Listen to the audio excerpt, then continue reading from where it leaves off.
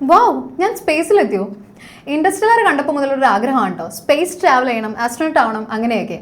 പക്ഷേ ഞാൻ ഇപ്പോൾ ഇട്ടിരിക്കുന്ന ഈ സെയിം അറ്റയറിൽ ഞാൻ സ്പേസിൽ പോയി കഴിഞ്ഞാൽ എനിക്ക് അവിടെ സർവൈവ് ചെയ്യാൻ പറ്റുമോ? പറ്റില്ല അല്ലേ? ബിക്കോസ് ഞാനൊരു സ്പേസ് സ്യൂട്ട് വെയർ ചെയ്തിട്ടുണ്ടാവണം. ഈ സ്പേസ് സ്യൂട്ടിന് കുറേ യൂസസ് ഉണ്ട്. അതിലൊരു ഇമ്പോർട്ടൻറ്റ് യൂസ് ആണ് ഞാനിപ്പോൾ പറഞ്ഞുതരാൻ പോകുന്നത്. നമ്മുടെ എർത്തിനെ കവർ ചെയ്തുകൊണ്ട് എയറിൻ്റെ ഒരു എൻവലപ്പ് ഉണ്ട്, അതാണ് അറ്റ്മോസ്ഫിയർ. ഈ അറ്റ്മോസ്ഫിയർ ഒരു പ്രഷർ എക്സേർട്ട് ചെയ്യുന്നുണ്ട്, അതാണ് അറ്റ്മോസ്ഫെറിക് പ്രഷർ.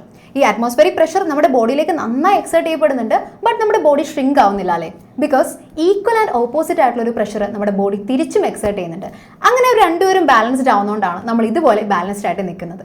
ഇനി സ്പേസിൽ ചെന്നാലോ, അവിടെ വേണ്ട രീതിക്കുള്ള അറ്റ്മോസ്ഫിയറും ഇല്ല, അറ്റ്മോസ്ഫെറിക് പ്രഷറും ഇല്ല. അപ്പോൾ പ്രഷറിൻ്റെ ഒരു ഇംബാലൻസ് അവിടെ വരുന്നു അല്ലേ? ഈ ഇംബാലൻസ് കാരണം ചിലപ്പോൾ നമ്മുടെ ബോഡി എക്സ്പ്ലോഡ് ആവാന്നൊക്കെ ഉള്ള കുറേ മിസ്കൺസെപ്ഷൻസ് ഉണ്ട്. ബട്ട് എക്സ്പ്ലോഡ് ഒന്നും ആവില്ല, ബട്ട് നമുക്ക് ബോഡിക്ക് കുറേ ഫാറ്റൽ ഡാമേജസും അതുപോലെ ഡെത്തിന് വരെ അത് കാരണമാകുന്നു. അപ്പോൾ ഇതിനെല്ലാം കോമ്പൻസേറ്റ് ചെയ്യുന്ന രീതിക്കാണ് നമ്മുടെ സ്പേസ് സ്യൂട്ട് ഡിസൈൻ ചെയ്തിട്ടുള്ളത്. അപ്പോൾ സ്പേസ് സ്യൂട്ടിൻ്റെ ഇമ്പോർട്ടൻസ് മനസ്സിലായില്ലേ? ആൻഡ് സ്പേസിനെ കുറിച്ചും സ്പേസ് ട്രാവലിങ്ങിനെ കുറിച്ചൊക്കെയുള്ള നിങ്ങളുടെ ഒരു ഇൻട്രസ്റ്റ് അറിയുന്നതിന് വേണ്ടിയിട്ട് ഞാൻ ഒരു ക്വസ്റ്റ്യൻ ചോദിക്കാം. നിങ്ങളിൽ എത്ര പേരാണ് ഇതുപോലെ ഏലിയൻസിന് വിശ്വസിക്കുന്നത്? ഒന്ന് താഴെ കമൻറ്റ് ചെയ്യൂ.